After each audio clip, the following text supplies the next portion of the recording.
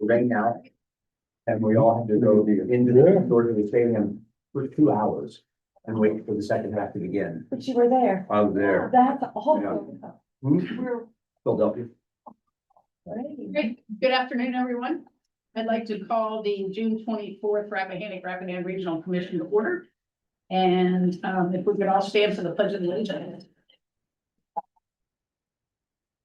I pledge allegiance to the flag of the United States of America and to the republic for which it stands, one nation, under God, indivisible, with liberty and justice for all. And I just talked to Patrick. We have a quorum. We could have a motion to approve the agenda.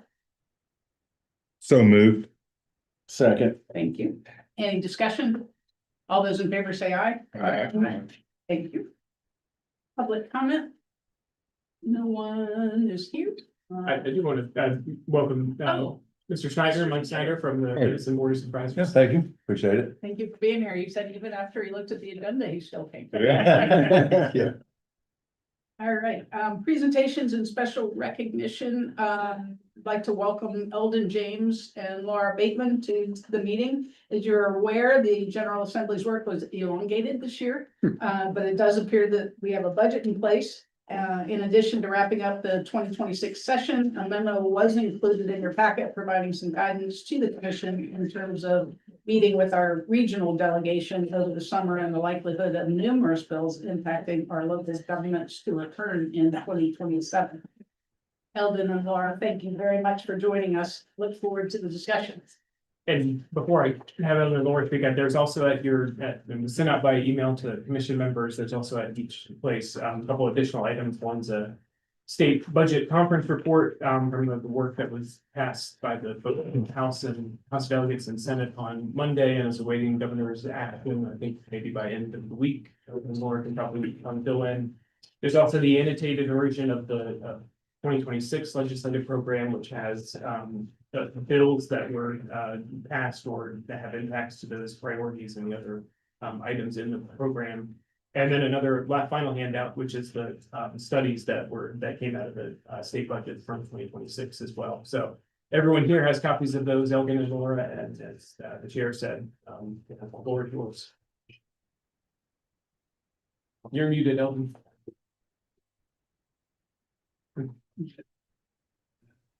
That's a good start. Good afternoon, everybody. It's great to be with you.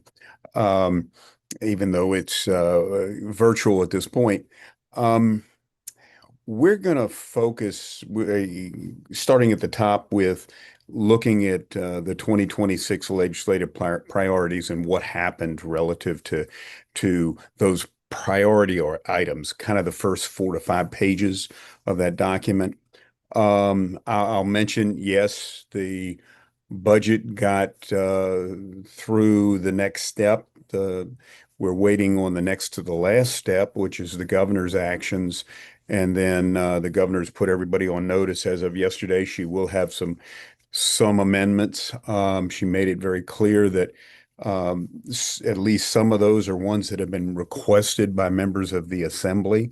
So that should mean, and others will be technical. That should mean there really should be no big fights. That doesn't assure that won't happen, but and the word we're getting is that will happen on the 29th. So 11th hour, if you will. But we will get it done.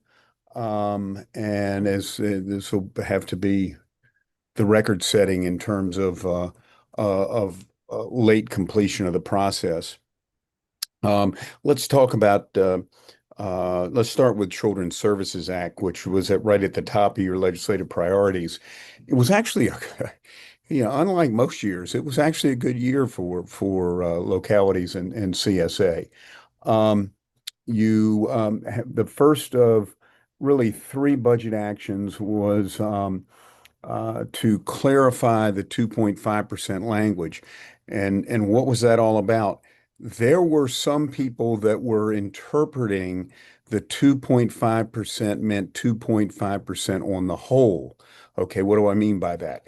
Let's say you're locality A and you have 5 kids in CSA and it's costing you $250,000. The 2.5% would have been applied to the $250,000. So that would have been, you couldn't have gone up more than another 6,000. Well, you added one child and suddenly your budget is just blown out of the water from a local government side. This language was to clarify what the legislature intended, which was 2.5% on the rate increase per service to the child. So not a change service, but the per service. So that clarifying language, although I didn't even realize we needed. I didn't know going into the session that anybody was interpreting it the way that was being addressed with this. But good budget amendment. The second, which is the most significant, is $10 million for CISNA, Students with Intense Support Needs Application. I don't know how many of y'all there use CISNA funding. It's voluntary. You apply for it. You're giving children intensive services, not in CSA. And the prevailing emerging thinking in some circles, this is VACO, it's several of the other localities that I work with, is that CISNA is the alternative to get children in these services in the schools before they are into the CSA system, especially the CSA system where they're off-site, at least on a daily basis, if not residential for treatment, which is where the real huge expense is. The thinking is, and I think this is the thinking of key members of the House Appropriations staff, based on my conversations during session, is that this may be a way of bending that future curve of children going into CSA. It's not for everybody, but it certainly is some number of children. Those of you who might not be taking advantage of this, and I don't know what that population is in the region, I encourage you to look at that as an alternative placement. Then the final one was some reporting change for CSA, just to align the CSA reporting with the CISNA reporting. This further demonstrates how money committee staffs are looking at the emerging CISNA program. I'll pause for a second if anybody has any questions. Okay. Next is land use, which was we were quite busy in the land use front, and the vast majority of that was playing defense. And I'm gonna invite my colleague Laura to weigh in on any of these if she wants to. I'm gonna breeze through them pretty quickly. You now have new accessory dwelling unit requirements, and your staff should be working on that. The one that worries me probably the most is the battery storage. And so anywhere you've approved a solar facility, battery storage is now a legal accessory use. The governor did make a couple of amendments, made it a little bit better. The bill, as it got to the governor, precluded the use of amending your host agreements. The governor took that language out. There's language that I'm not sure gives you as much access to host agreements as maybe we would like. That's later in the bill, so I'm kind of not sure where we stand with that. The governor's amendment made it better. I'm not sure it's better enough. Certainly would be worthy of discussion with your attorneys. But you now battery store, if you've got solar, the developer with the right to that solar development has the full right for battery storage. You have, did I hear a question? Okay. Solar canopies, I'm not going to go into that. I don't know how much you should be making of that. Faith in housing, um, um, legislation passed. It is not as broad as the way it started. There was an awful lot of negotiation right up until the last minute on that. Um, and all the housing advocacy groups supported it. Some of the like the Smarter Growth coalitions and those folks had issues along the way, but ultimately came out supporting it. VACO did not. The planners did not, although we worked on the language. The planners worked on the language till the last minute, but ultimately couldn't support the bill. It just goes a little too far. But it does have one aspect that I've never seen before. It has a sunset. I've not seen any land use legislation that gives broader authority to the developer that sunsets. So January 1/31, it goes away. I would imagine there will be attempts to remove that in future sessions. Let's see, general government. You've got some contracting and procurement legislation that you should be taking a look at. Fortunately, collective bargaining failed, but folks, it'll be back. It'll be back in a very serious way, I suspect, with the very next session they'll buy. It may be the first pre-filed bill for 27. There were some changes to workers' comp relative to post-traumatic stress disorder for law enforcement officers. You'll want to take a look at that. Requirement for AEDs at your sporting facilities. If you don't already have those, that be required. There's going to be a change to VASAP. You may want to take a look at that. There's a work group that's going to be working on trying to negotiate future legislative changes so that that change is not as dramatic as was introduced. You had legislative members of the VASAP Commission introduce legislation that basically was going to push much responsibility to local government, including a requirement of a local government serving as fiscal agent. I know in some cases you have at different times, different ones of you have done that. Let's see, the question K through 12, you've got the salary increases. 4% is the final number in the budget that's sitting on the governor's desk. And you have a requirement for the superintendent of public instruction to put out an RFP on developing a new K-12 funding formula. I'm going to talk more about that in a second under a different category. I'll just say that's both good news and reason for concern. Once that can gets opened, no telling what comes out. I'll just say that. Eldon, Yeah. on the teacher salary, Jonathan Weekly's not here, but he had a question on if the 4%, is that just SOQ positions, or is it all teachers, or is it going to be another, place where the local government has to figure out how to put the additional funding for Go ahead. non-SOQ? My understanding is that includes support staff and the whole kit and caboodle. Thanks, Laura. So the counties are not going to have to States, come up. everything that the state supports. Right, so state supported and only filter through your LCI. Right. So depends on Okay. what you budgeted. Right.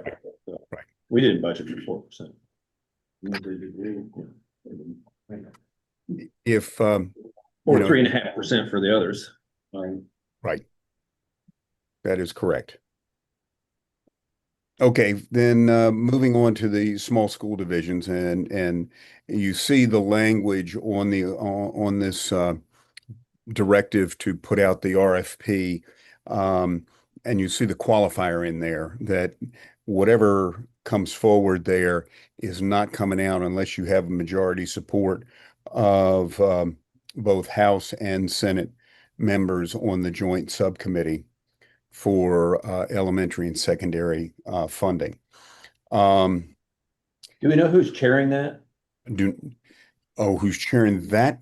I'm not sure who the current chair is. There'll probably be a new chair when they reorganize again after July. It was supposed to be Rasul, but then things shifted around, and I don't know what's going on. When we find out, we will let you know.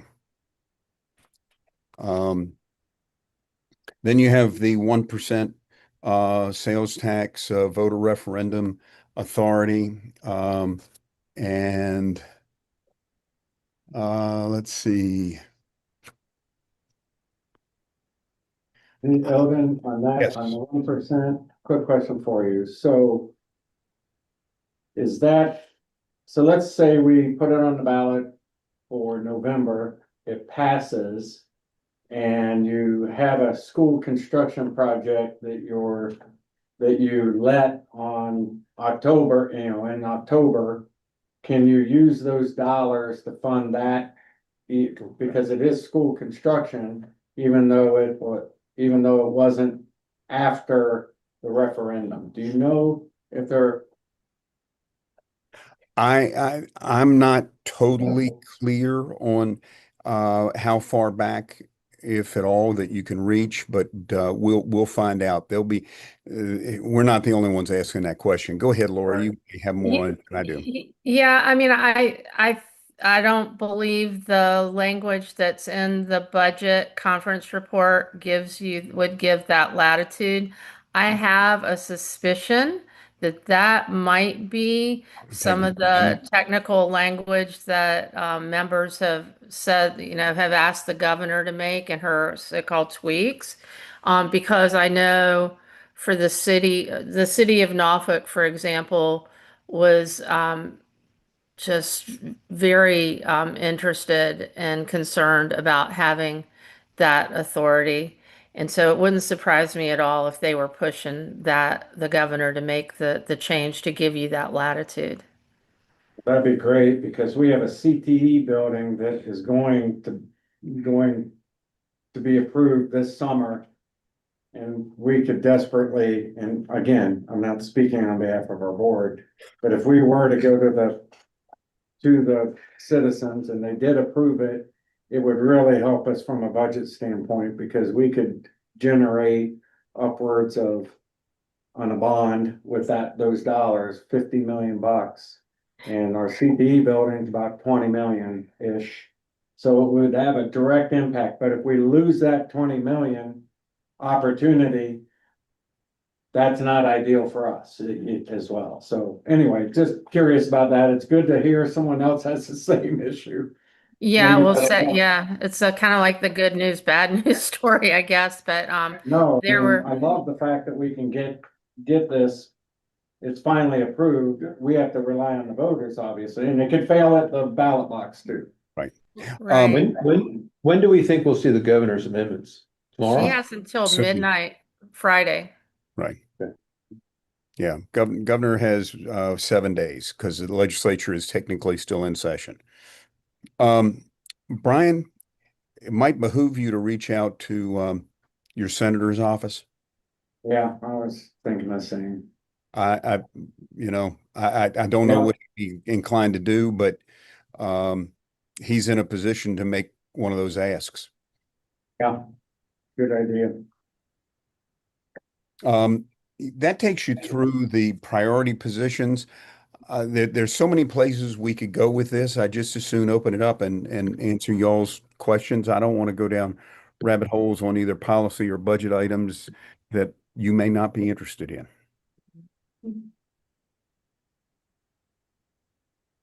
And Patrick, you got your 750K water supply planning money statewide. Yeah. The 30 grand, It's in there, yeah. 30 grand pump, man. Yeah, Hey, no, it's better than 8,200. Yeah. Yes. correct, yeah, and hopefully that will offset some of what will end up having to come from, other discretionary money, whether it's ours or the localities, so. Hopefully that's not one of her tweaks. Yeah. Yeah, I don't think that is. No, I don't think so. I don't think so. I think that one, nobody's going to pay much of attention to it. And credit goes to VAPDC, to VACO, and actually your team here. Good, thank you. So Eldon, yeah, this is Cardy. So if the governor makes some amendments on Friday, then how do those amendments, then it's got to go back to Right. the assembly early Monday. next week? Monday, goodness gracious. Okay. Okay, let's do the procedural thing. Yeah. Both bodies have to take action on the amendments favorably. Okay, if either one of the body rejects an amendment, it's dead. Okay, so then whatever's left over, which I think we're kind of assuming these aren't going to be that big a deal. And, no major rewrites of something. That's an assumption, but we're assuming that given the time is so short. Once the legislature acts, then it's back the governor, anything that's in that category that the legislature acted on, the governor's got a final line item veto that she could do on that specific item. The assumption is they're going to accept everything or virtually everything, and she's going to sign it, and it's all going to be within a matter of hours. I mean, that's what I'm hearing, Laura. Yeah, I mean, they're slated to be, both the House and Senate are slated to be back on Monday. It's cutting it very, very close. Yeah.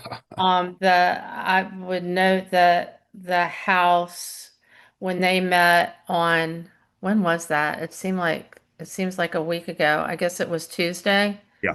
That the House and Senate came back in. No, it was Monday. Monday. They, 18th. the speaker just shut down any kind of debate on the budget conference report. Like members had, you could tell they'd punch their button to want to speak, and he just let it roll. And I would imagine his patience is going to be even shorter come Monday to get that thing signed. Well, interesting, Eldon. So she has line item veto, but how can you tweak? Can she tweak at this point, or is it? My understanding is it's binary. It's yes or no. I'm either going with it, or I'm actually going to line item veto that item because Oh they my. sent me back an amendment. Uh, And we've waited too darn long. I just don't see that. yeah. I don't see that kerfuffle. I mean, I did see her direct quote to urging the members of the legislature that have talked to her about tweaks To let their leadership to know. let their leadership know to not, but, and that's slippery, right there Sure in is. this climate. But, yeah, but technically she has until midnight Friday night. Right. Um, Is that right? No, 7 days. So it would be, they wrapped up on Monday, Tuesday, Wednesday, Thursday, Friday, Saturday, Sunday, Monday, if I'm counting right. She I has don't know until why Monday. She's not going to wait that long. I mean, it's good. she said Friday Yeah. she'll have it ready to roll. I mean, that's a minor courtesy that she owes the legislature at this point, and so that they feel that they owe her at least some minor courtesy and just get on with it. Okay, everything there was just take it as you will. I mean, there's just all kinds of hypotheticals because I don't think that we've ever been in this situation this late in the game. And I heard a fellow lobbyist say this morning, well, the legislature can always, set the clock back. And I'm like, well, they can, but that doesn't help when your fiscal year ends Right. at midnight on June the 30th. It really doesn't, that won't matter, really. Legislature does have purview over what is the legislative day, but that's it. It only lives within that realm. Um, 96-hour day. Eldon, I was just wondering, the conversation about the Emergency Medical Services Grant Fund. Did Okay. that even get close to being approved or renewed? Laura, you were more involved in that one than I was. Yeah, I think there's some budget language that I don't want to say kicks the can down the road, but while they weren't, they didn't pass the Mhm. legislation. Right. There's a work group, if memory serves, on that issue. I'm trying to find it now. Um, But they didn't do like with something like cannabis, they didn't embed legislative language within the budget to save it. That didn't happen. yeah, I think there was just study language, for to look at it. I think it's getting traction. I don't feel like there was funding uncertainty. They wanted to study it some more. So that I think is definitely one that for your 2027 legislative program Yep. would be really good to, include again. Yep. I I agree. can imagine everybody around the table would support some sort of, letter to Richmond saying, we need the money, we need the grant money. Does that include the safer grant? No, that's personnel. That's federal. That's, yeah, I didn't think so. I didn't know if there was a state No. piece. Yeah, tell me about this. The SAFER grant is a federal grant program for emergency services. Staffing or recruitment or retention. Oh, I see. Okay. They pay a certain amount in year 1, 2, 3 declines, and then year 4, it's all on you. Okay. Off your nose. Yeah. That's 24, yeah. Taking time, off, Right. but it's services you need, so. If I could ask, just not about 2026, but sort of looking ahead to next year, the commission had talked in April about wanting to, and Eldon and Laura, you both recommended having program early in place, and so I think probably given our board meeting schedule, we're probably looking at August to have a draft, but maybe even a approved legislative program for 2027 that can then be taken out. And so for the commission's purposes, in your packet, there was a memo from Eldon and Laura that kind of talked about mostly about housing related, legislation that's likely to come back, and if there's any appetite for sort of creating solutions. One of the things, several of us in the room were at the Bayfield Regional meeting last Wednesday, and that was the message from Dean Lynch and Joe Lurch and everybody else with Baco too, of you can't just say no. You've got to bring no, but here's what we would propose as an alternative or as a solution. So I'm not asking for anything today, but it would be really helpful for obviously internally if we're looking to come back in 2 months with a revision to the legislative program. Well, guidance in that direction.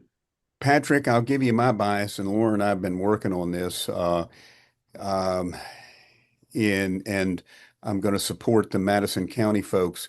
I think we've got to say to the legislature, guys, you could speed the process if you'd switch from cash proffer as a way of exaction in order to pay for the cost of growth to impact fees, because impact fees doesn't require rezoning.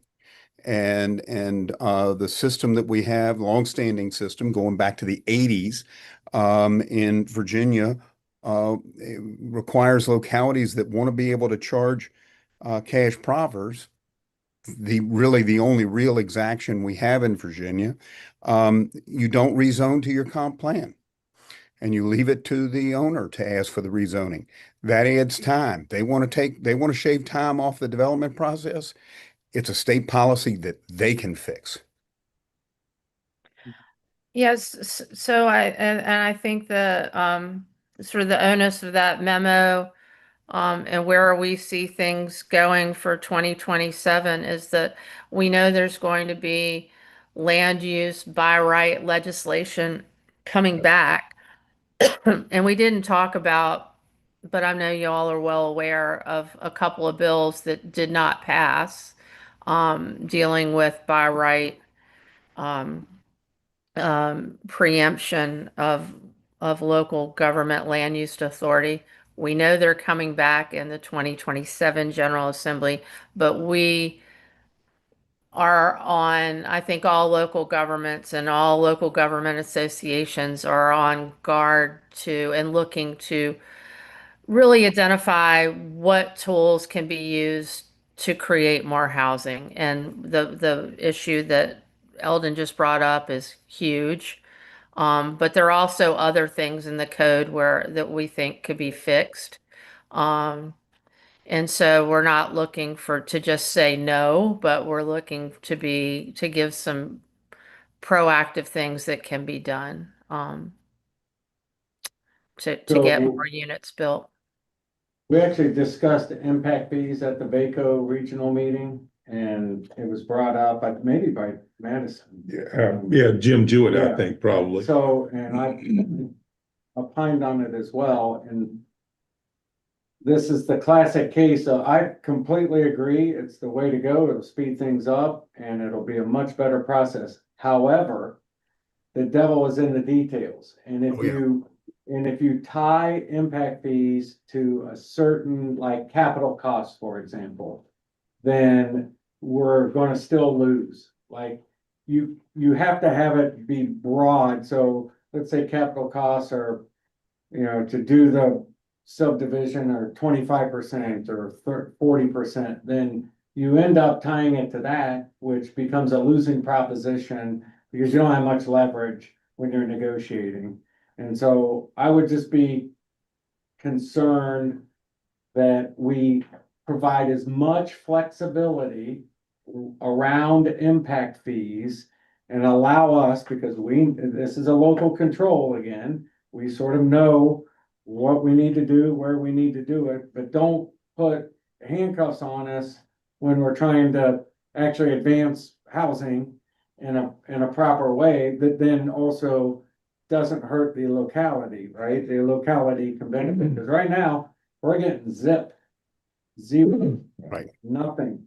And I know you could say, well, you get impact fees and you tie it to 25%. Well, I'm not sure that really moves the needle for a lot of us in the rural areas. So I just put it on the table. This is not a board issue. This is just an opinion that I think is shared by a number of people. Give as much flexibility as possible. And that's a great opinion. That is what derailed the 2008 attempt by Senator John Watkins. It got near the end, and the battle ended up, are you going to put limits on the amount that could be collected? And when that got written into the bill, all the local government supporters of the bill abandoned it, and the bill failed. Yep. Yep. So let's not repeat history. We're on this one. Let's learn from history. And Eldon, can you explain the Faith and Housing Act to me? I see religious organizations and certain nonprofit organizations by right. Nonprofits that are property tax exempt. Okay, so if they are either granted a real estate tax exemption by the state, or the locality has the discretion and you've done that, then they are eligible. So Boy Scouts of America, for example. And So it's narrow. It's not beyond religious institutions. They're not that many by comparison, but does that answer your question? It does. It's my understanding just through conversation that it's not really hard to be recognized as a religious organization. So what's to stop someone from creating one just to build housing? Um, I I certainly can't argue with that. But that has to be in an area that is designated for public water and sewer, so we're pretty much. Got that going for you. You've got some other restrictions in there Yeah. That's another one of those good news, bad news stories, right? Gotta think for everybody, not just Rappahannock. Yeah, I know. Although rest of you- in part- Anyone else? All right. Thank you so very much. Really appreciate you being here with us today. Thank Okay, you. so 2027 draft, we're gonna work towards your August meeting, right?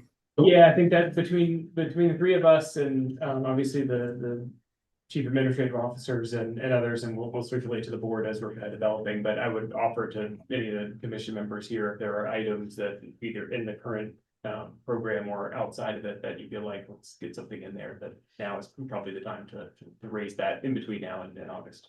Did we talk about, I'm sorry, before about the format and content of this platform and strategically, it's pretty broad, we brought it in, but we want to be effective with whatever we do. And so if it's a shotgun blast, it's probably, I don't know if it is effective. We have just one thing, it's very narrow and it might miss. So I think between now and then, somebody who knows about these things should be thinking about how we should be presenting these things.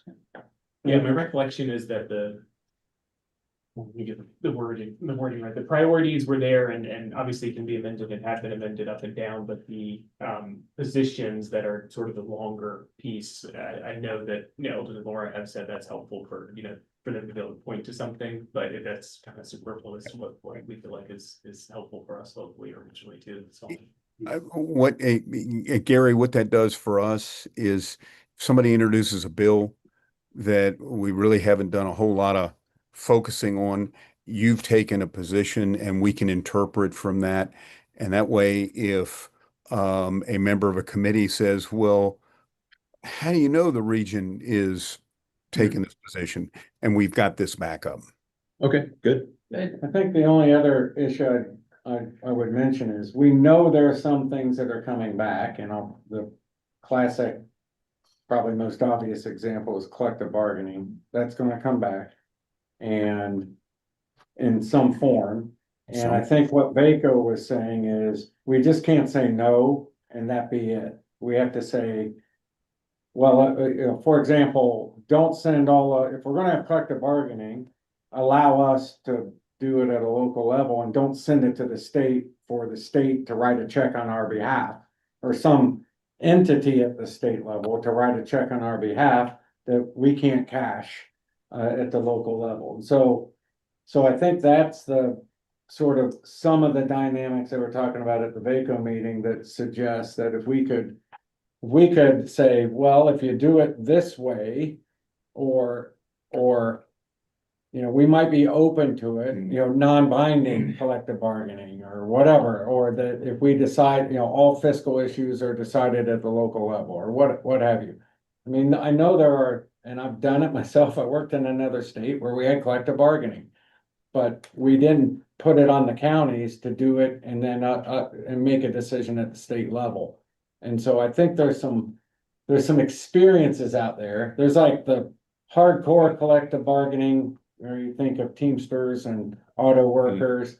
And then there's sort of government collective bargaining, which some states have kind of that model and others have a less intrusive model. And so I think those are the kinds of things we need to be thinking about. What are some other states doing?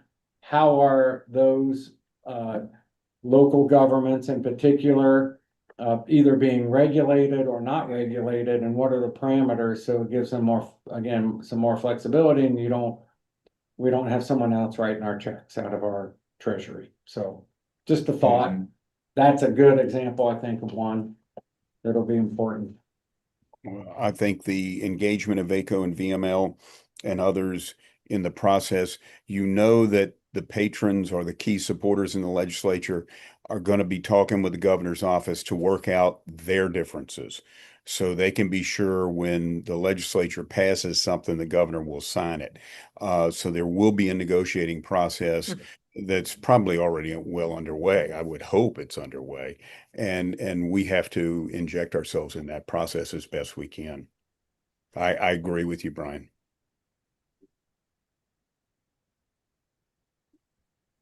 Thank you very much.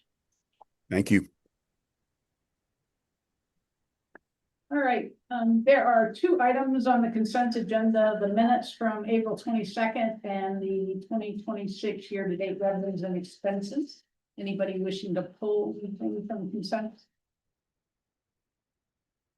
If I'll not, move approval of the consent agenda.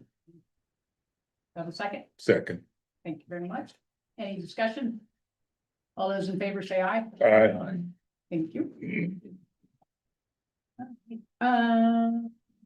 Executive Director's report. Yep, and we'll, and we do still have a quorum. If anybody does leave early, I would invite you to let us know so that, any voting items could get handled if that is indeed the case, but I think we'll be able to go through most of the rest of it pretty quickly.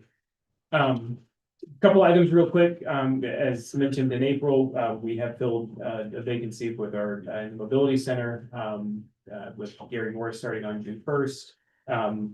We're also, this is I think the second year, I don't think it's the third, second year that we've had a Path Foundation intern through their internship program. We're splitting, his name is Josh Teller, and he is splitting time between the commission, helping support our Purely Piedmont outreach, which we do to member sites in the summer, as well as spending 2 days a week with New Pathways Tech here in Culpeper. And he's been on board for a couple of weeks and has been very supportive and helpful in doing some of that outreach, which is, like I said, the focus in the summer. And as a bullet point, I just want everyone to be aware, we'll send out a email blast and everything else, but we do have the Leadership Award nominations open for the Government and Citizen Awards that we present at the annual meeting, which will be on October 7th in Orange. The link is there in the report, but again, as I said, we'll send out an email blast to the broader region as well, but certainly invite any of you to submit nominations for either award. It's typically been, yeah, you've got the plaques in the back if you're looking to see who's been awarded in the past, but yeah, hopefully we'll have some good nominations coming in the next month or so.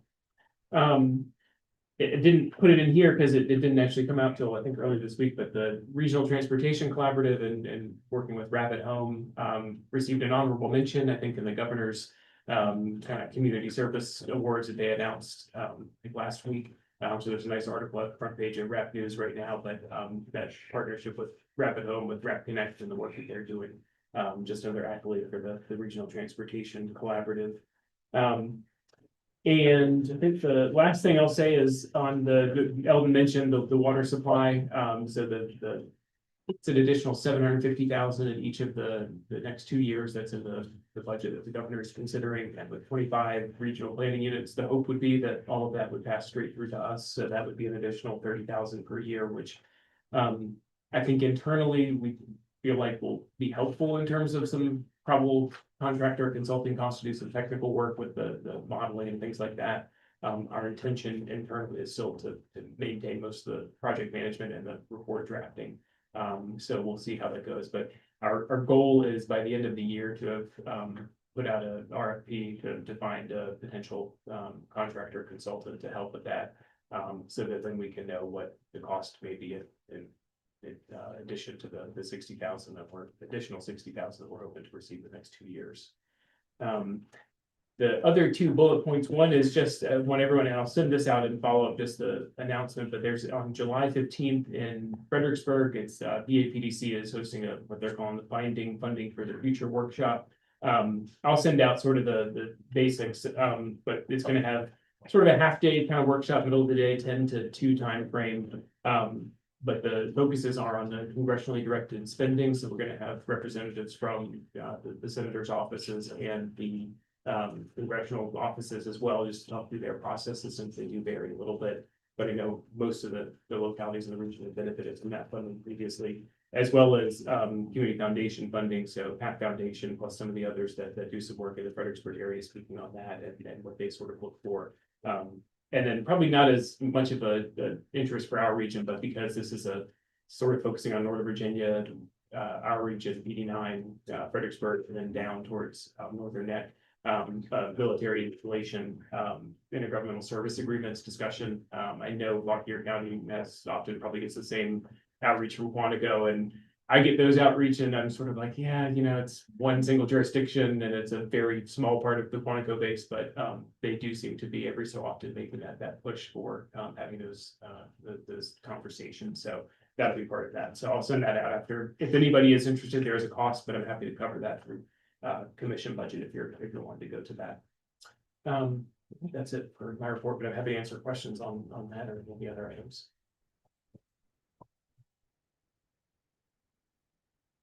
All right. Meeting calendar. Yeah, I have copies. Nothing's changed since April, so the two dates I would put in your mind are certainly October 7th, which is the annual meeting again in the town of Orange, and then September 15th is the annual volunteer appreciation event that the Transportation Collaborative does, and that's at Old House. They use it for Culpeper. And again, more information on both of those forthcoming. It's a really nice event. I don't know if you guys have been, but I'd put it on your calendar if you're available. Standing item discussions, regional broadband project. They're not gonna get it done on time. Shocker. Can't believe that. Right. Have they admitted that to you? Yes, They did. they did, yeah, Okay. What did they say their solution? they don't have one. Good. We have a meeting Friday with Brandon, to see what their goal is, but, Okay. Will this impact their ability to access the funding? well, good, more to come on that, yes, more to come. One of the issues is what we've all thought would be the issue is they have a bunch of VDOT easements or bonds drawn down, and so they can't get to our work fast enough because they have to close them out in other jurisdictions, so, yeah, They still had some open in jurisdictions within which they're no longer working. correct, they sure do. Yeah. Yeah. Hmm. So, Tell them to hurry up and Rappahannock so you can get your work. right, Yes. I was gonna say that. Happy to close out many permits. Yeah, exactly. Well, we have not received a similar message, but our project is smaller than yours. So maybe they think they can get us done. Are they still showing up on site though? Oh, yeah. Oh, good. Oh, yeah, they're cranking. Yeah, we had several roads where they just stopped because VDOT had to pay, and so they had to pull back, so a couple of weeks we had nothing going on. They're going great guns for a moment. Yes. 5 to Yeah. 10 crews every day. Good. Good done first. I mean, right? Yeah. Yeah, if you could just hold them off for a while, we'll just, Anything Bring 'em to all. help you. actually, we have a different contractor than you had. Yes, you do, yeah. Good luck. Okay. There's not very good information sharing. If on what they're doing, when they're doing it, where they'll be doing it, what their progress is, other than what we observe. And the daily updates I get of where crews are assigned. Just a very microscopic picture, nothing big. We have to kind of make the big picture assessment ourselves. No, us too. We send someone out to see if the work crews are working, and we have to remind them to please send the update daily. But Yeah, extra we can't. job. You can't let citizens know for sure what's going on, which is a shame because there are a lot of people that are really interested in the project, as you can imagine, so. And then, of course, a lot of when All Points moved to underground and backed a number of addresses out of Vadi, they were ultimately picked up by Bede.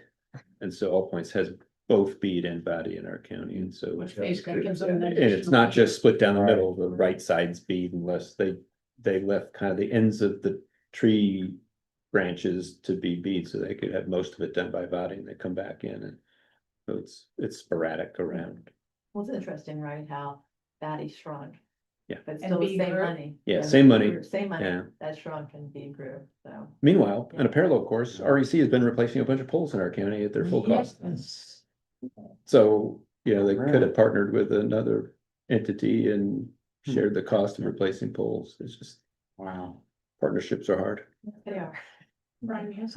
Yeah, we broke ground for Culpeper, and so the Orange County Broadband Authority is working now in Culpeper County and working that process, so that's kicked off and is good to go. We also, at our board meeting last night, was that last night? I don't know if we slept since then, but we've added to our fiber, we call it fiber link but to our fiber, we approved a proposal to add TV service as an add-on cost. And so, you know, a lot of folks are afraid to go from Comcast or a cable to fiber and then streaming, and they don't want to go to fiber link and then go to YouTube TV and have two different bills. We're gonna have that combined into one. And we think we've got a lot of interest. It's a separate sort of, you know, you pick your speed and you pick if you want that. You can still have YouTube TV, you have to pay separate bills and all that, and you know, but there are a lot of folks, especially elderly, one company, one bill, and they want both. Can you get them down to one magic wand instead of, you know, Yeah. 15 different I devices? believe, I think it will be. yes. Well, pardon me? I think it will be one. Yes, it's one. I'm moving to your county. I mean, we're gonna, you know, again, we just approved it yesterday. We'll report back to see how it goes, but it has the potential. And we're gonna offer in Culpeper County as well. So, it'll be part of the ultimate service that we offer here, but we just had a lot of people hesitant to switch. Even though you save $150 a month, they just wouldn't do it. And Comcast is getting $320. I got my neighbor, he's like $320, and I'm like, you could do this for $150. He's like, really? And, you know, and that's a big difference. What does it entail? Yeah, How many remotes they have? Yeah, yeah. yeah, I resorted to a bowl next to my Yeah. chair that helps. Yeah, exactly. So anyway, just wanted to mention that Yeah. for the good of the order. Next is the regional jail courthouse projects. Any relevant updates other than the cost continues to rise? Yeah, that was really a Culpeper County piece. Yeah, yeah. Supervisor Lee and their board are actually Meeting just right about now. entering into special session to do county administrator interviews, so, at least. Good for them. Understand it, so, Yeah. I don't think they've figured out what they're gonna do with their courthouse, right? They haven't yeah. quite figured it out. Our board It's a downtown discussion. voted to move forward with design, so that's good. So ours, Yeah. we're in the same spot. The town has said that they would like it inside the corporate limits. They'll support it where it is or somewhere else, but their preference is in the corporate limits. That come out of your joint meeting? Then you have a all board joint We did, but Board it came out of after that. after that, We'll have to have a referendum if they move it out. if they move it out, they will, I think. Their attorney has said if they move it more than 1,000 feet from its existing location, it has I to think have a that's referendum. I thought if it was anything other than contiguous, but I haven't done the research, but. I think From Bill, what I yeah, right understand, next the to judge is still not happy, so he did shut down the Yeah, that's the courthouse for problem. a couple of days a week or so. It looks like they, Culpeper's gonna stop renting beds at our regional jail. So I guess they're going to CBRJ, I don't know. Well, I'm the CVRJ authority, so. I know they're looking at joining. There are discussions but no final decision. So we have beds, I mean, we just happen to have a lot of beds over there. It's confusing. So, yeah, Mhm. yeah, which is, and we have expansion. Yeah, I've got bed. If anybody's got any inmates, we're happy to take them. No, we don't want to do that. All right, in April, the commission discussed the proposed transmission line projects with potential impacts in the region with a request to revisit in June. Staff has made minor revisions to the resolution based on the April discussion. I offer Orange and Culpeper representatives the first opportunity to provide any local updates. Yeah, well, we passed our resolutions, we actually sent a letter, so the new lines came out and and for Orange, I think it was worse. Is what we're sort of going. You think this is better, it's actually worse. It's still all greenfield, no existing right away. They changed, as I think everybody probably knows or may have heard, the two endpoints. The Joshua Falls down in Campbell County, that they changed and then said, we're not even gonna do that as part of this Joshua Falls to Yeet, which so they've approved Joshua Falls to Yeet. Now, Valley Link is taking and moving the Joshua Falls several miles away and going through a separate independent process, not connected to the original. So we penned a letter to PJM last night, and same thing happened in Culpeper on this side. They changed the location. And so we've written a letter to say, okay, well, that's a change in scope. And if you've changed in scope, you need to start this whole thing all over. And we've said a bunch of things in there. And there's a whole bunch of items that we wrote and approved in a letter last night. But what we're seeing is the continued bad behavior by Dominion. I talked about this at Vaco, not being responsive, not answering questions, not responding to citizens. They can bring 70 people to a meeting, but they can't take a phone call or answer an email. And these are folks who have like significant impacts to their personal property, farms being split in half, farms, through the farmhouse. It's historic. We've got a new one where there's indigenous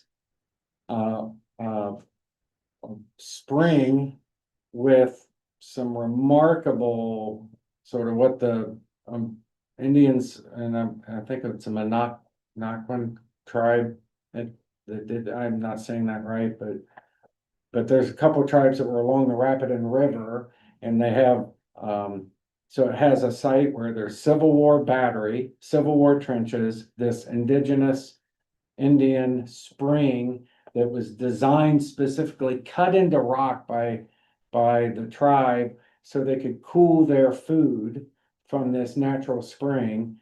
And it's going right through the middle of it. And that was a change. And so we both saw that. And there are other, that's just the tip of the iceberg, right? And this thing is just, it's really bad. And I think this resolution is really good. I think we attack this by talking about, the fact that we're opposing it, that it hasn't, that the need and demand have not been substantiated. They haven't properly considered the alternatives where they've explained what these changes are and why.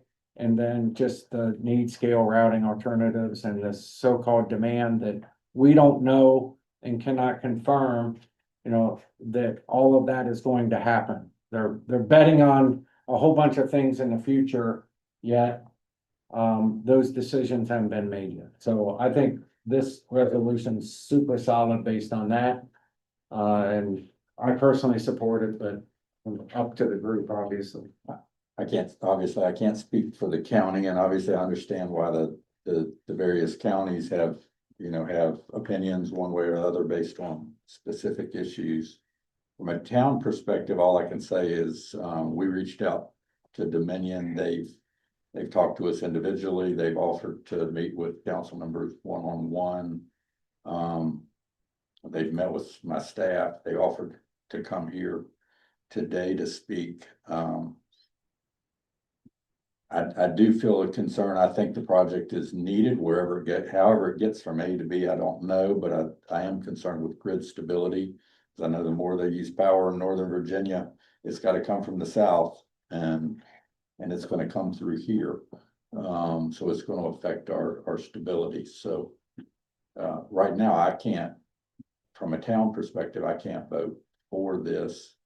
I would rather have Dominion come and try to address these issues to the board. I mean, I understand why some of the counties y'all have, Culpeper County have been in direct individual meetings, with them and had a lot of other one-on-one contact and are more familiar with the actual details of the route. Have they provided you those needs studies? Cause we haven't seen it. They've just answered the questions that we had from a town, which is more related to the need. I don't know the questions that answer about where Indians are or where the. No, I'm lines talking are. about the need for power. What we're saying is they haven't even justified that. And if you have information where they have, I'd love to see I it. just had discussions with them, Okay. so. I think that's their standard answer is always grid reliability, which is a very vague answer. And they won't say, well, it's because of the, 5 gigawatts we need in Loudoun County for data centers. They won't say that specifically. And I think that what has been, I think it's been approved by PJM, SEC, et cetera, is the 500 kV HVDC line, right? That I think we supported that as an entity, didn't we? Or was it just us? The HVDC underground line, where we said we got no objection to this one, because this solves, it solves the problem. It provides almost as much power as the 765, and we've said to them, do more of those. And anything we can do to resist and slow down the 765 overhead or any kind of overhead, and to force them to go back to do undergrounding. And yeah, undergrounding on AC lines in short distances is ridiculously expensive and makes no sense. But in these 200-mile lines underground, under existing easements, it is a little more expensive. Data centers will pay for it, and it'll get done quickly with no resistance. I think the more pressure we put on these, the more likely they are to shift towards the HVDC grounds. But yeah, they're never going to answer our question about specific needs. They're going to be very vague and say grid stability, grid reliability, and that's just BS. I think we need legislation that forces them to be more transparent, and we need to have legislation that makes it clear that data centers pay for the undergrounding, and that it all goes long distance from the coal fields to the culprits. Well, the other issue is if you think about what they've said at the very beginning, when it was first dropped, they said, this is for Northern Virginia data centers. Yeah. They have changed their story and they've added this grid reliability and this other crap and the commercials and all the garbage. That was after they got massive amount of opposition. They didn't lead with that. They didn't come out and say, the most important thing is that we have a reliable grid. Oh, by the way, there's a little subset of data centers that may want some power. It was the power has to go to the data centers. That's why there's no substations except at the beginning and the end. And then in Culpeper, what you all don't know is they're going to be pulling 500 lines all over the place, all through your county to hook into Yeet.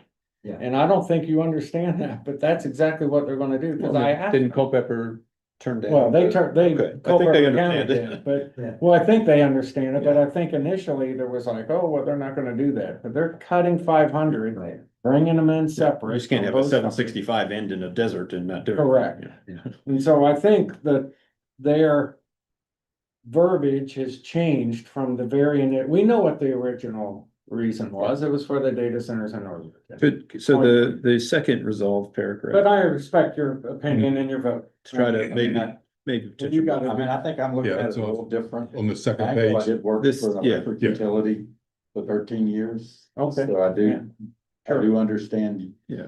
It's like with water, you can say, well, this line feeds that. It's like, well, it does, but it also can backfeed these other. He has to things use the Hardy Cross and equation that. to So figure it it's, it can be hard to answer the question either way. I'm not trying to defend Dominion. That's up That's to them to defend. They've asked us like, no, I'm not gonna do that. Y'all defend yourself. But I don't feel like the town hasn't, council hasn't, as a body hasn't made an opinion on it. So I don't feel Yeah, you that gotta I go with can that. Yeah. can sign on to something that sounds like the town of Culpeper is against this project when, you know. Totally No, respect that. I have no problem with the individual counties doing that. I just don't know if it's appropriate for this body to send a letter that makes it, that sounds like it's everybody opposed to it, which Our I don't think we have an resolution, opinion yet. wouldn't our resolution be something we can pass by majority? Yeah, And that correct. resolution would not say it's unanimous. It just says that the body supports it.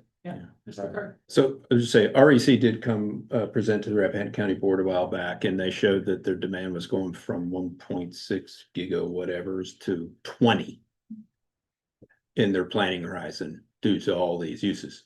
So they're terrified that they are not gonna have enough power to satisfy all this demands. I have no question that the demand is out there, and that's a big problem. So in response to that, the second resolve paragraph. Regional Commission finds that the Valley Link Joshua Falls to Yeet transmission line project's underlying demand has not been fully substantiated, and alternatives, can we insert something like including buried HVDC and on-site power generation at high energy use facilities have not been adequately identified and explained. Amen. If you can provide power at the place you need it, or you can bury it with high voltage DC, then it becomes a less of an issue. I have no objection to that addition. I mean, I don't want that to So, be the yeah, basis for. Gary, say that again. thing. Which So, paragraph are you looking The at? second paragraph on the second page. Yeah. After and alternatives, including buried HVDC and on-site power generation at HEUFs, high energy use facilities. So, I mean, if the Northern Virginia data Yeah. centers need power, generate it there. And I think if I could offer one slight, no, I don't wanna wordsmith it too much here, but just. Alternatives, including but not limited to, That's fine. that just preserves like, Sure. maybe they're really smart people. And they should be, because this is their business. Maybe they have a different alternative that we don't know about, and they need to explore that. So this would allow them to come back and say, as a matter of fact, we have analyzed those. I mean, part of the issue we've also had is, two of their partners don't seem to go to any of the meetings. Dominion, and I know why, because they're in Ohio. They're not in, AEP's in Ohio, they're not in Virginia, so they let Dominion take, their 70 people to the meeting. And I'm like, I want to talk to the AEP person. Oh, they're not here. They've never shown up. And if you're a joint venture, you ought to have all your joint venture partners there. So again, what are they hiding? Why are they hiding? Why aren't they out there with everybody else? It Just make no mistake, this is a whack-a-mole situation where if you can tamp this out, Bauer's gonna get there some way or another unless they generate it at the location, which is not gonna happen, so. This could be the least offensive alternative, I don't know, 1,765 takes 3,500s. To make Although up not for it. So, what I fear for Rappahannock County is that we preserve orange. But then I've got 765 coming through my backyard or Madison. No, and that's a so- big problem for us, is we don't wanna say no here and. One Sorry, 765, neighbor. there's another 765 coming across West Virginia over to Maryland. Mhm. And so this isn't it. And there's one going up through Stafford.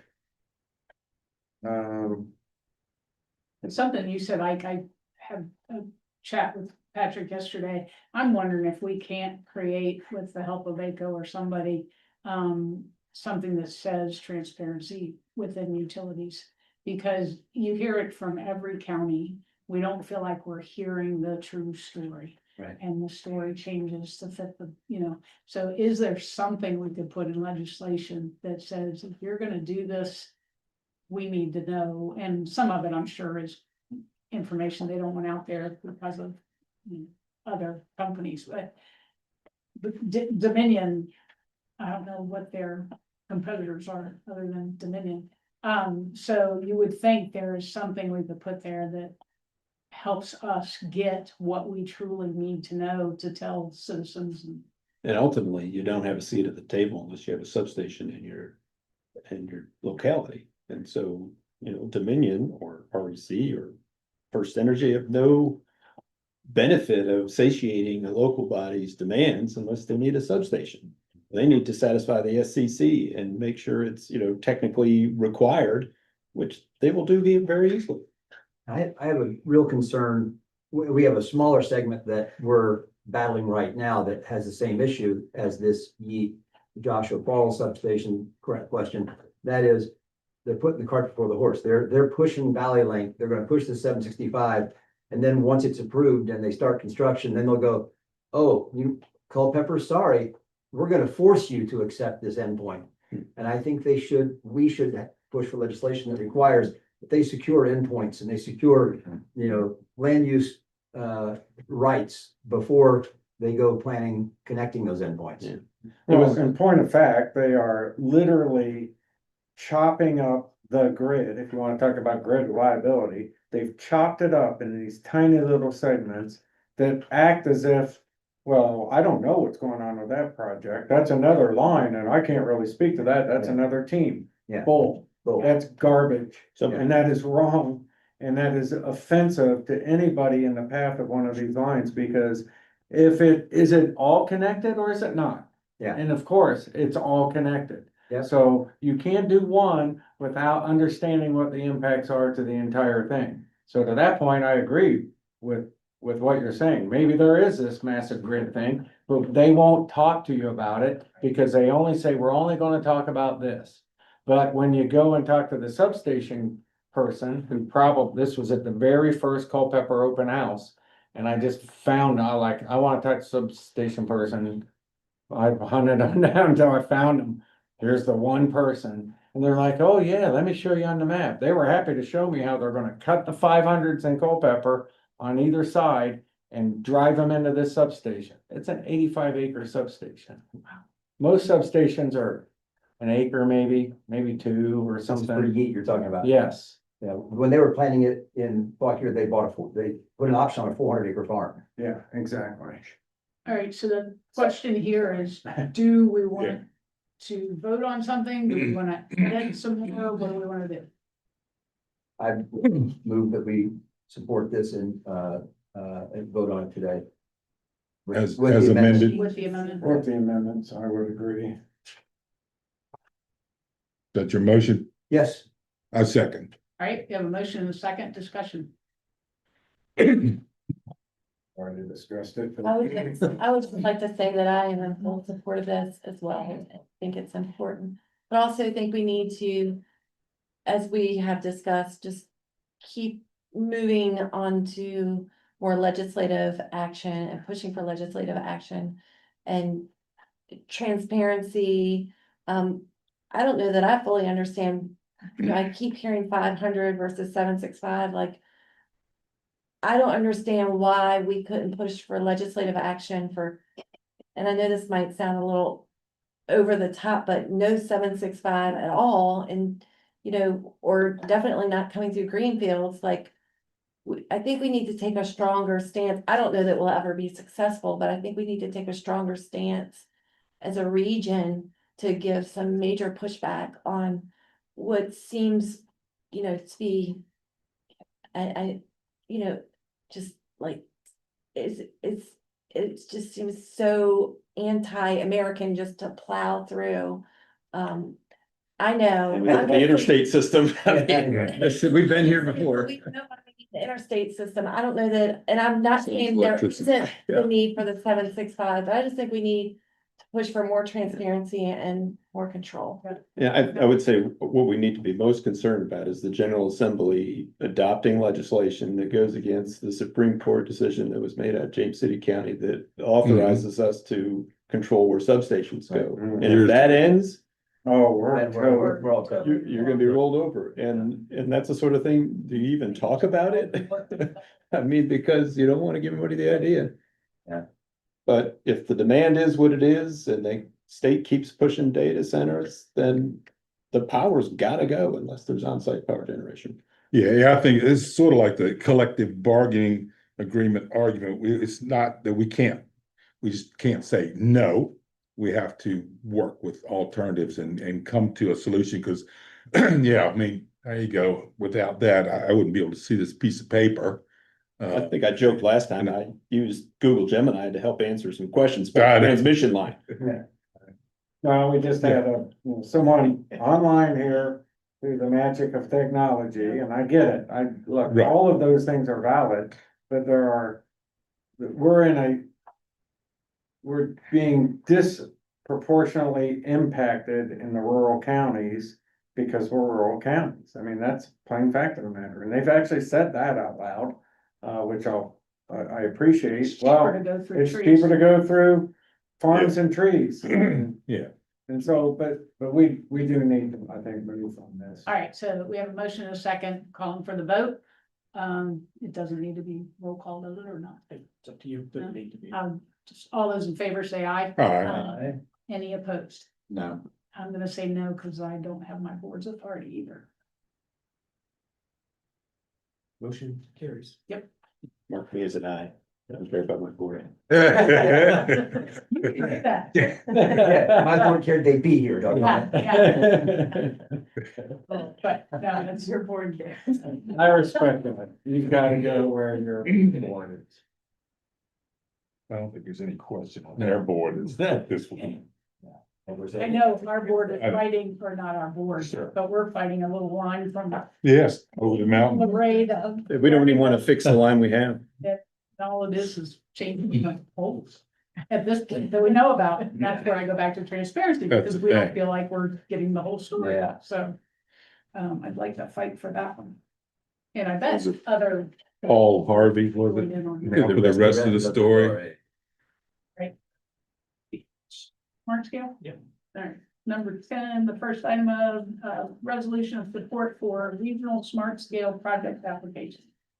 All I think I really need to say about this one is that the commission does have the ability to submit smart scale applications. We've not been required to, because localities have up to counties and the towns that maintain their own roads have up to 4 applications each year, and for the past 2 cycles, none of the counties or those towns have had more than 4, but we are requested to pass a resolution of support for those local projects. Not all of them require official support from the commission, but it's been the historical practice to support any project submitted by a locality. And so that's what is in front of you today, is the support for the 1, 2, 3, 4, 5, 6, 7, 8, 9, 10, 11 projects that were shared with us that are going into for smart scale funding. That's up on the board right now. Screen. So Patrick, the counties can apply up to 4, was it every 2 years? It's Every 2? Yeah. And then the commission could apply on our behalf The commission can also have. as well? Could submit up to 4 applications. Normally, if a county uses up their 4 and still has more. And where the commission is limited in terms of, we're too far into detail, but there's orders of statewide significance, which is Route 1529, Mhm. as well as Route 17, Interstate 66. So any project that the commission would submit would have to meet a need that's identified on those orders of statewide significance. Counties and towns have additional ability to submit within urban development areas if they've got additional needs, so they can tie their projects to that. So most often in the past, we've served as an applicant for Fauquier County when Fauquier County's had 5 or 6 applications. I don't know if any of the other counties or towns have ever had more than one. I don't think we've ever gotten more than 1 or 2 approved. Yeah. Well, and that's on the funding side, and I've Yeah. talked about this before, but VDOT as an agency is transferring construction money to cover maintenance costs annually. So transportation funding is a significant issue. And I think the last cycle in this Culpeper Construction District, which includes all of our region plus the Charlottesville area, I think there were 30-some applications, and I think 4 of them were funded. So the costs of the projects go up, the amount of money either stays stagnant or certainly doesn't grow at the same amount. And the number of projects funded, because the first couple of cycles, Smart Scale was really working. It was funding 13 to 14 projects in the construction district. And when you're down to 4, and when you have roundabouts that cost 35 or 40 million as a baseline, it's just not doable. We have a project that has been approved and it'll be funded. I think it's gonna happen next year. But it was 10 years in the making. It was an application that failed. Then VDOT made suggestions, you'll get better scoring if you add this feature and this feature. And it got to the point where this 4-way stop is now a roundabout with pedestrian crossings, there are no sidewalks to attach to these, but there's nothing, it's a rural area. And but they made it this incredible thing, so 15 million bucks for what should be a four-way stop. And it's because Smart Scale encouraged that, not because it was the right thing. So I think if there's any way we can influence, I don't know how anybody could ever change VDOT. It's the most bizarre bureaucracy ever. You plug in a question and the answer comes back that the question is therefore telling you that you can't do, it's so nonsensical. But you get points for pedestrian accommodation, so. Yeah. That's how you get your That's it. project Yeah, approved. yeah, totally. Safety. Sidewalks are a big winner. Right, so we need a motion on this. Yeah. Yep. I move we support the proposed resolution. Second. Motion in a second, any discussion? All those in favor say aye. Aye. If I could, I will say to Yeah. Mr. Rogers's point, the kind of brains behind Smart Scale 10+ years ago is Now the now Secretary of Secretary of Transportation, and so I wouldn't be surprised if we start to see some changes, maybe not wholesale where Smart Scale was, but I certainly think they're probably. It is better than what we had before Smart Scale, in my opinion, which was just the Better, favoritism. yeah. You can just show up at the meeting and say, here's our priority. It's better and worse. I mean, and both sides. We've done very well with it, but, I we do work think real close with VDOT and. they Make sure kinda there's- drive the train. Get the points. It's a points game. Put a bike It's purely about. track counting in and some points and pedestrian. go with the projects, maybe not the projects you want, but the projects that you win. The next one is application to the Robert Wood Johnson Foundation. Yeah, and this is somewhat speculative, but I wanted to put it in front of the commission just for your awareness. The Robert Wood Johnson Foundation announced this Health Equity Research for Action grant program, and our Regional Transportation Collaborative had built into it and felt like it was a good fit for doing some, not just additional data collection, but also some evaluation and research. And really, as in the memo there, would be focused on, sort of measuring the impact of transportation as a determinative of access, for not just for healthcare, but food security, aging supports, all the various things that the Transportation Collaborative works across. There was a pre-application that was submitted in May. We won't know until maybe Monday, if we're invited to submit a full proposal, but that full proposal would be due before the next commission meeting, and wanted to put this in front of you all.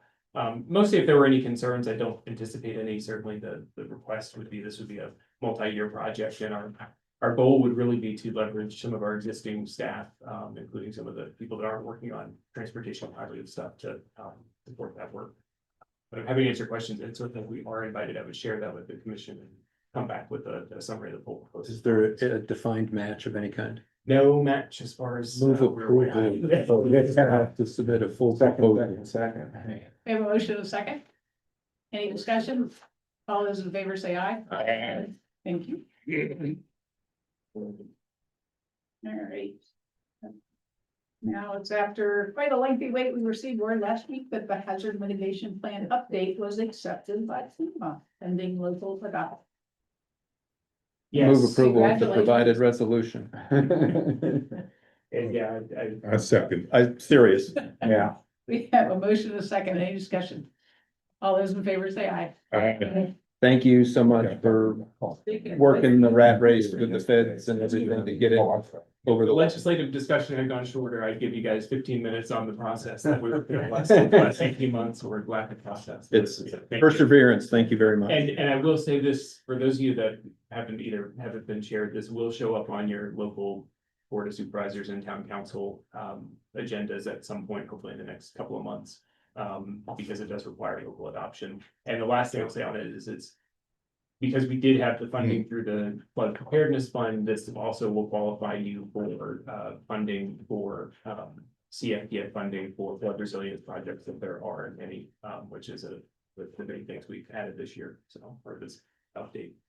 To be clear, Patrick, so as a board in Madison, we're gonna be passing this very same thing or our A very own? similar resolution this. Oh, similar, yeah, okay. And they sent a template out to your staff. Oh, okay. It'll be on your July 6th, 8th, whatever your first July Agenda, meeting according okay. to John. All right. Right,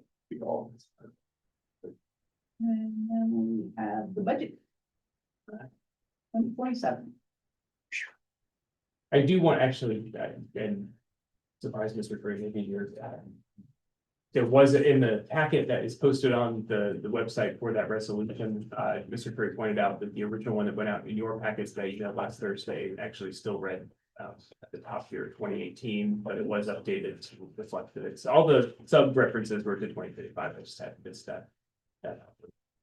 All right, and so then on the budget, the reason I say that is because I want to thank Mr. Yao for pointing out a couple of spots where the total number didn't get updated that have since been updated.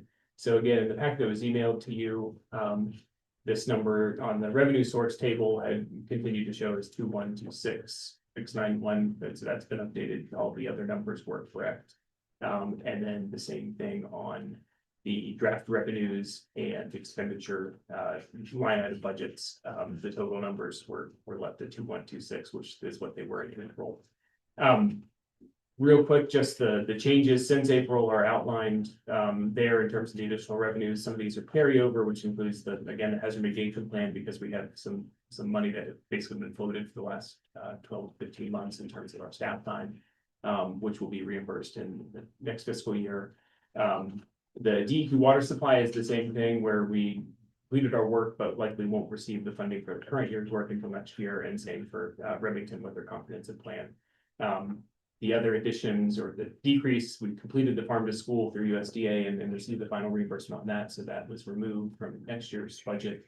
And then you can see that the increases on the 2 DRPT grants, mobility management, commuter assistance, and the addition of the KFIT grant, which was received earlier this year from BDAPS. And then the associated increases and small decreases in some of the expenses. So overall, we're pretty close. It's just about 20,000, 21,000 less than the amended FY26 budget, which is pretty good. I would anticipate actually what this budget doesn't include is the potential 30,000 additional in water supply. So this will be amended at some point during the fiscal year as usual, but for purposes of July 1, I do need this to be adopted, but I'm happy to answer questions if there are any, but not significant changes from April.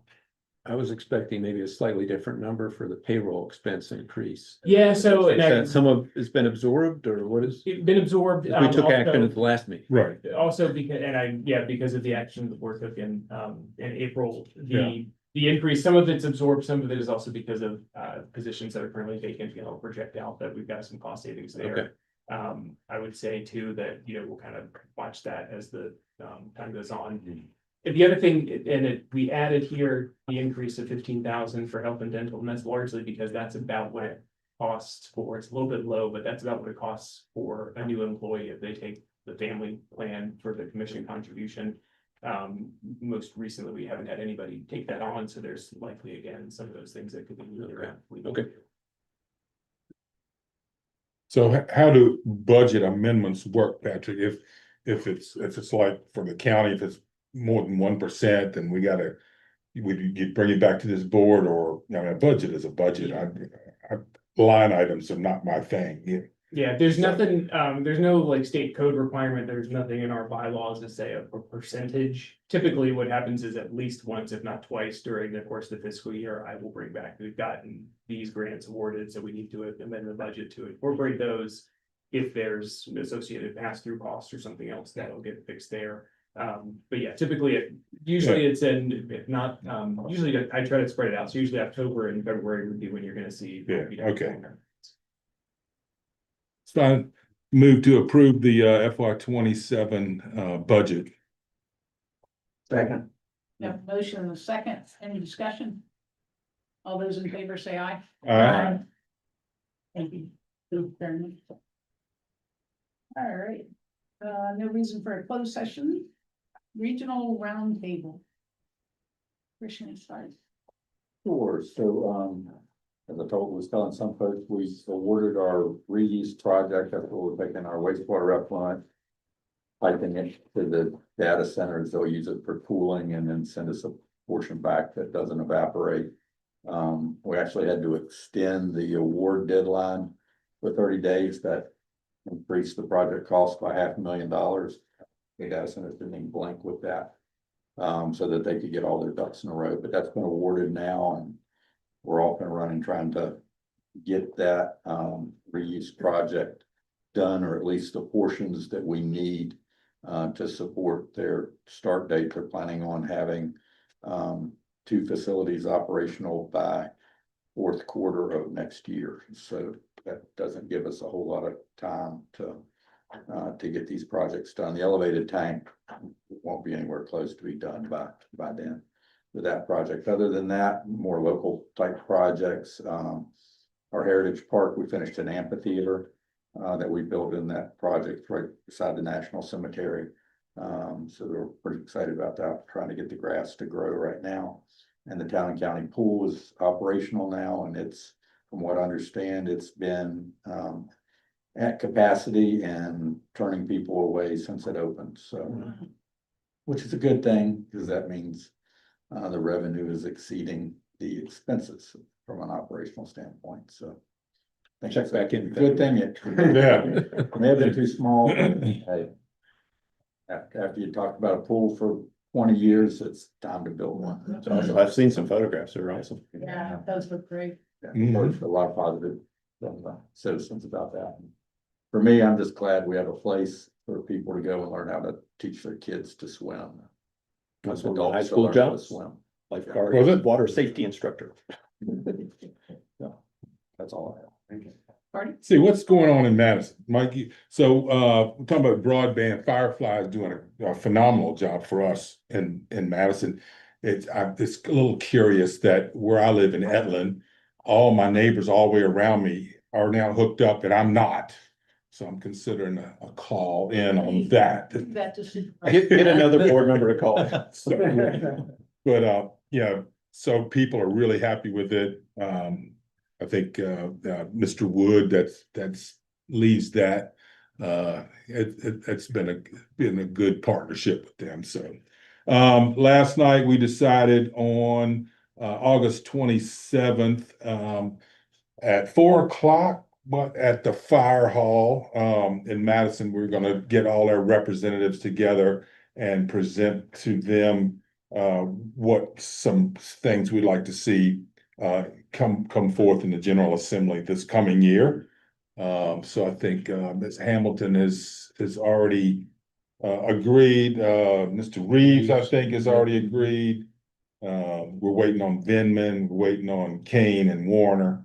We'll probably get some representatives from them, but the suggestion was that the stuff that we had Karen Hamilton carry for us last year, I guess as a freshman, you get no respect as a freshman much. So we're going to run that stuff through again, giving back some local control to our planning commission, who is out of the process now for site plans, which is absurd. And the impact fees, subdivision stuff. Yeah. So, so that's going to be August 27th. We've got a celebration on the 2nd of July for the 250th on the lawn in front of the library. So I've got to wear a funny hat and recite the Declaration of Independence. So if y'all want to be entertained, come on down. Hoover Ridge Playground and Splash Pad is a little more than $5 million project. The playground is in place. We're trying to figure out now how to cordon that off so it can start being used without interfering with being a construction zone, because we're still doing some grading work and stuff for the splash pad. So that's turned out real well. What else? What else is going on, Mike? I think you got it about all. Yeah. Otherwise, it's all quiet. Thank you. Thank you. No updates today. I think there's one interesting thing that is developing. We'll be voting on our largest data center that was approved 9 years ago. they've asked for, since Dominion can't deliver power still to them and won't for 5 years, they've asked for originally a natural gas generator, turbine plant. All of our conservation groups get, no, too much noise, too many knocks and all this stuff. They finally caved and have come back and said they'll do fuel cells. And of course, the conservation communities come out and said, no, they're bad. But because of course they do still emit carbon dioxide. And water. And water, yes. So that one will come to a vote July 9th, most likely. My hunch is we're ready to say yes. So the concerns, I think that I bring this up just so that we all be thinking about it. Should we, I think it's too late for this one, from my perspective, but I think for future consideration, should we have something in our ordinance perhaps that says, if we do have, a private generation, and I think there's gonna be a lot of that going on, if anybody's anywhere close to a big gas line, should we require carbon offsets? And because it is, even though, there's no noise, there's no pollution, if you don't count CO2 as a pollution, but we are surely doing some greenhouse gas damage with these things. And so that's just my thinking on that is we may be wanting to think about carbon offsets. And if we could accomplish that, these guys are putting in, I think, 300 megawatt cells. So you get enough of those placed around and it really takes away some of the need for transmission. So I'd love for us to find a way to encourage these things. They're expensive as hell, but they could solve a lot of other problems. Thank you. That's cool. We still do not have any data centers in Orange County. We do not have any applications at this point, even though apparently some of our citizens think that there are some secret deals looming, but there aren't. Of course, there are property owners that are eager, I think, to see potential applications be filed, but we're still 0 data centers at this point. Of course, we have the new route for Valley Link. It shifted about 1.5 miles into a different direction. I don't really understand why, but I'm not feeling too good about it. I feel like they're just gonna check the box that they listened to public outcry, and this is the second iteration, and they say it impacts fewer homes. I don't know if that's, I haven't, confirmed and negate that, so. Dealing with that, we have experienced a tremendous amount of loss recently with losing one of our longtime law enforcement professionals. Investigator Becky Jones passed after a courageous battle with cancer. We lost Canine Black while on duty, but of natural causes, I guess. And as you may have heard, our general manager for RSA, Tim Clements of Madison County, passed just a handful of days shy of his retirement. So it has been a whirlwind in Orange County. We did have our first meeting of our Parks and Rec Advisory Board. So that's been interesting. First time we've had an advisory board for Parks and Rec, and we have great expectations of what they'll be able to help us with. And Pickleball, tennis, pickleball. Pickleball, what's tennis?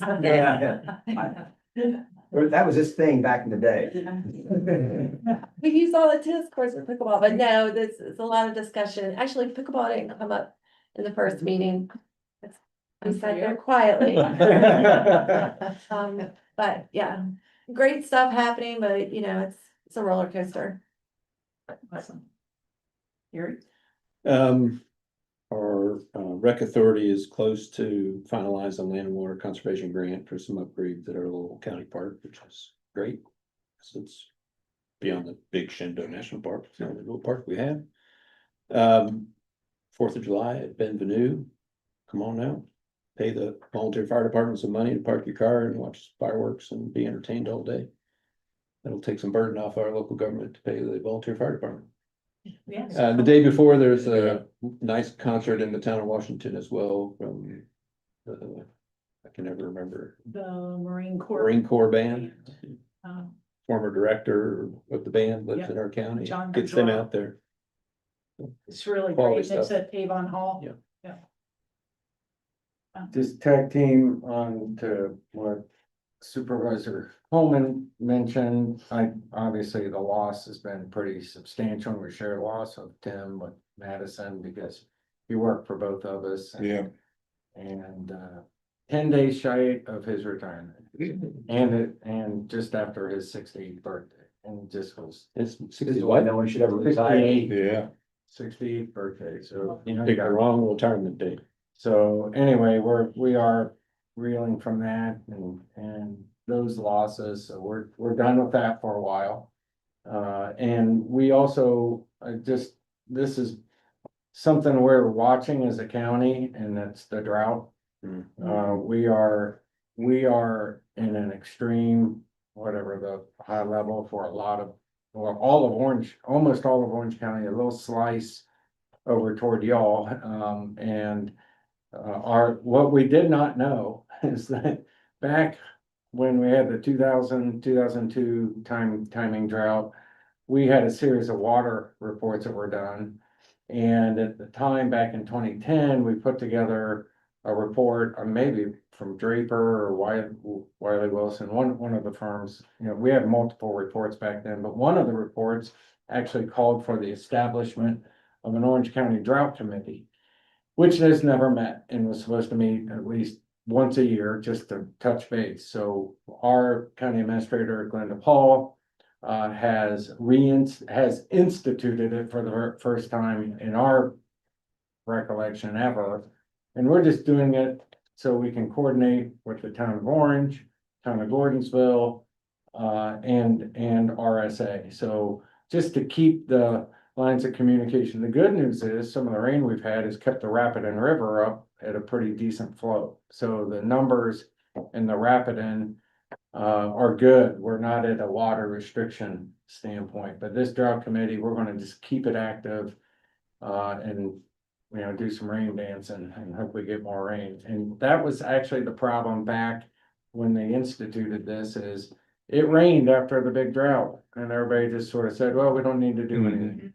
And we can't make that same mistake. Supervisor Coleman and I are on the water committee of the board.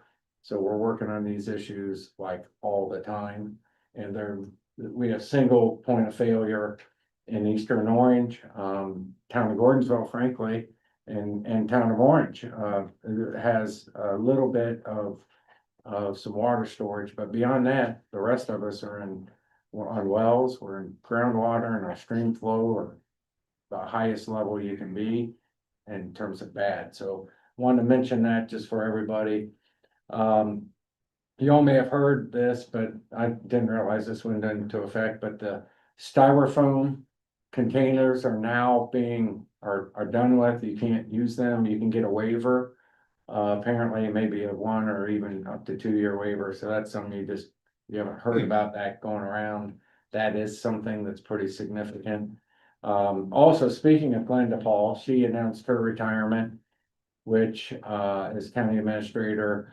Now, Glenda was going to retire last December, but when Ted Voorhees left, she thought about it, and to our great luck, she stuck around for the rest of last year and this entire year, but she just announced it. We knew she would probably announce it. We were hoping privately that she would go, I love this job. She goes, I love retirement, option much better, but we are. She has grandbaby. Yeah, and she has grandbabies, so she's a 15-year veteran. She's gonna probably help us on our budget next year, but super. Been a super county administrator in the short time she's been here. She's helped us reorganize the operation a good bit, and we're excited for her to move on, but we will embark on a county administrator search. We also are in the middle of a county attorney search. Thank you, Culpeper County. I know not here. But Amy Wilson came over here So we're using a couple of firms right now. We're in good shape, but we need to solidify our county attorney office and get that back in the mix. So we are working on that as well. And then the other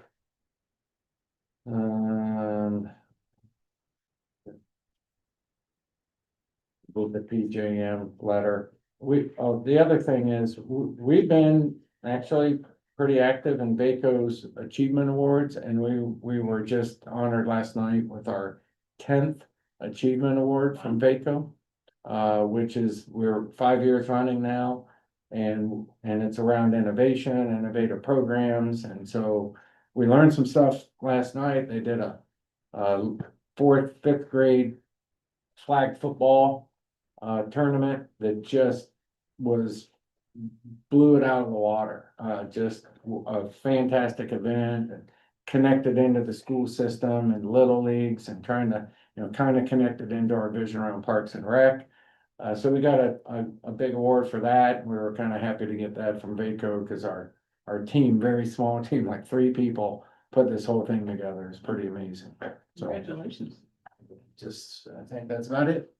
The only other thing I have for Rappahannock is, in case you have a little time to listen to a podcast, Joe Lurch from VACO came up and did, I don't think it's about an hour, but it's 2 different parks that are dark skies, and talked about the benefits, and Rappahannock County happens to have a dark sky park, and Joe came up and met with 2 of our leaders from the park world, and I think they all did a very nice job. So one of the things that we're really proud about is that we're dark skies and staying that way. And I think that helps with our zoning as well, because people know that it's important, and don't put your lights up or down. It's cool. Great. One thing I should have mentioned during my director's report, about the building, met with Davenport last week, just to sort of talk through getting some financial direction on what we can afford and what we might look at. I don't think we need a vote or anything, but likely between now and August, we'll want to work with the executive committee on potential, option for a building within this office park. If you stare out into the middle, that building is a potential option in the short term, and potentially for buying. So trying to put those pieces together. I don't think there's anything, like I said, no action at this point, but didn't want to share that since that did come up at the previous meeting. Is that on the market? As of now, I mean, we're in a public meeting, but I doubt many people are gonna watch this. They've sort of said, if you're interested, then let us know before we sign with a realtor. So I have said, yes, we're interested. I want to at least put it in front of the board that it could be a possibility. I'm not sure in terms of, and that's sort of why meeting with Davenport to get a better sense of, I want to shortchange them or say, have them hold it for months and months without, being serious about it. So The whole bill. yes, it's about, and this building's about 3,100. That's about 4,200. So would need some short in terms of a boardroom, because it's set up as a doctor's office right now, and so that has some good things, but some limitations in terms of what our needs would be. So even so, the work with Davenport would sort of set us up for potentially with Davenport. I haven't seen it, so yeah, it would be something that would set us up for being able to make a decision in the future. Yeah, on something great. else. Thank you. Thank you for not forgetting them. All right. They want to make a